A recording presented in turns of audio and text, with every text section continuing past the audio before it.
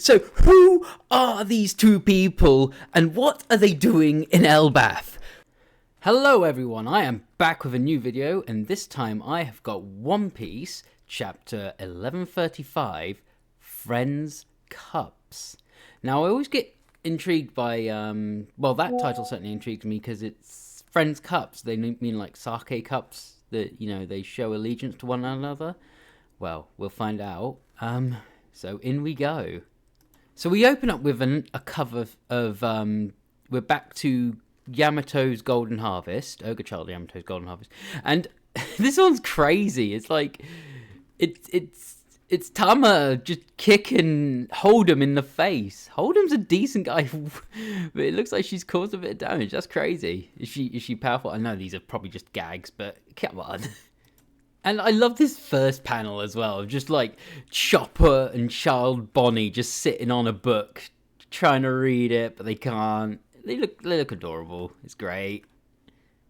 But we get the answer to why the books are giant, and it's this giant owl who makes them big, and the cause for that is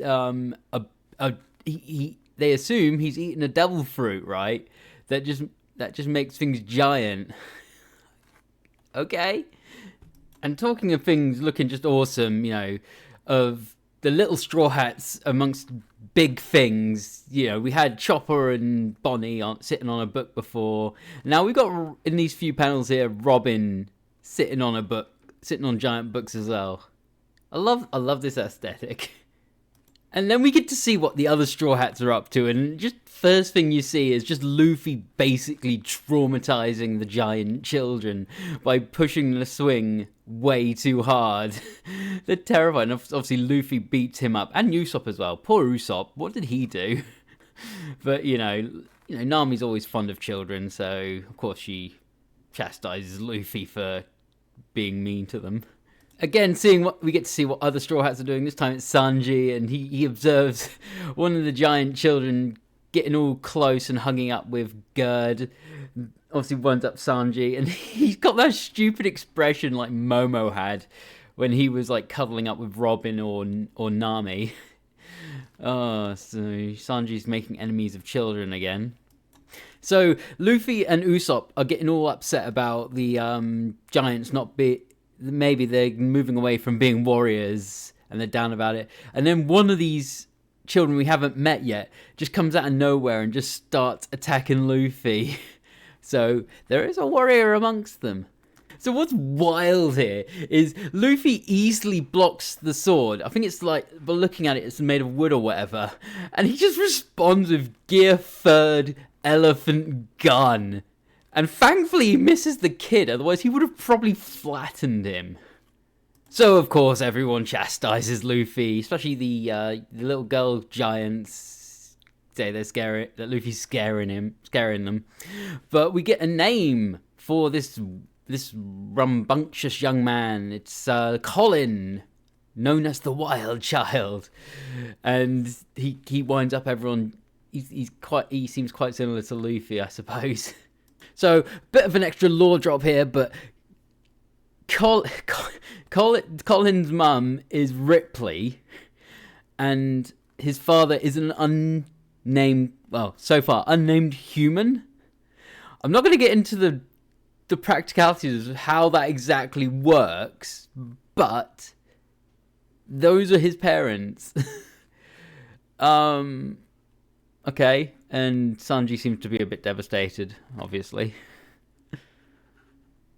So next up, everyone meets up at the library, and then you've got Luffy saying that even the library is cool. I mean, that is so out of character for Luffy, but, you know, he's loving everything giant here. So we get the Straw Hats' next course of action. Obviously, Luffy's going to go have the feast, because why wouldn't he?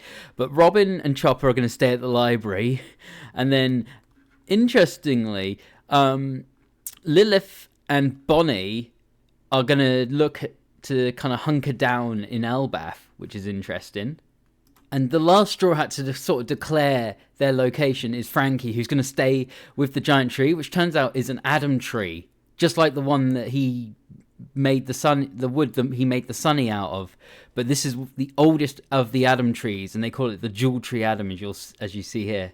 So he's doing that thing. So everyone else unnamed is probably going to the feast. But then Gerd makes a request of everyone. And it's to deck everyone out in Elbaph clothing who didn't already have it. Oh dear. Look at Gerd. She's blushing. She's so adorable. But everyone looks cool in their Elbaph outfits. Like Frankie's got a stonking beard as well. The only one I've criticised so far is Zoro's silly little goggles, I suppose. But then we change scene, and it's these two blooming cloaked people who, one looks like Shanks, and one's this mystery girl. What are they doing? It's insane. So they get caught by these two giant guards, and they want to find Loki, and they're like not receptive to it at all because, you know, he killed King Harold. They don't like him. He's imprisoned in the underworld. And I don't know who it is. I assume it was the girl because she was doing the talking. But she just takes out one of the guards with some, like, fire attack, I guess?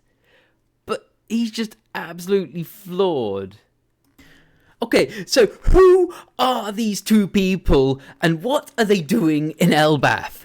Because so we know one of them looks these like two Shanks. People could be Shanks, and what are they doing in Elbaph? Could be because guy with a devil fruit power that lets him copy Shanks or whatever. I don't know. It's insane. I mean, there is one of the Blackbeard pirates who has the copying fruit, whatever her name is. Was it Cavendish? Either way, it's insane. Who I don't even know who the girl is, who she's associated with. Why would Shanks be attacking the pirates when he's an ally of them, assumedly? And apparently, why are they looking for Loki if it's Shanks? Since apparently he met up with Loki not long before Luffy's crew arrived on Elbaph. It's all very confusing, and I hate that there's almost 2 weeks until the next chapter after this. So if anyone's got any idea what the hell is going on, let me know in the comments, because I'd love to see some theories. So we go back to the Straw Hats. They're partying on one side here. Luffy and Usopp partying together, and on the other side, the feast has begun. They're all clanging their cups, and they mention here, we raise these friends' cups. So there's the reference to the title. Everyone's having a grand old time. So it was funny, this page. I was like, hey, I'm Stanson. You're the one. I'm the one you helped free in Sabaody. And it's like, who the bloody hell is this guy? And then the next half of the page is just like a flashback of the Sabaody auction house incident. Lovely. They bring back the shot of him punching, whatever his name is, the celestial dragon everyone hates, and that was one of the greatest punches, especially in the anime did it such good justice. But apparently in the ruckus, this guy was able to escape, so he's grateful to Luffy. But we finish up with the introduction of a new character, hero of the giants, oldest in the world, age 408, Beard Hill Jarul, and he's a giant amongst the giants. Look at him, he towers over giant. I don't know if that's Jory or Brogy or whatever, but he's just towering over him. He's massive, and he's got a blooming sword through his helmet. Apparently that's not a big deal.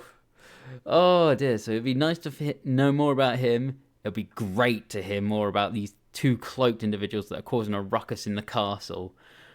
But overall, great chapter, great, information drops. The plot's ticking over nicely. I'd love the anime to come back, but I'm enjoying the Fishman remaster arc so far. So I will see you in a week Sunday for the next chapter, I suppose. Unfortunately, we got to wait a week. All right. Thanks for watching. Bye for now.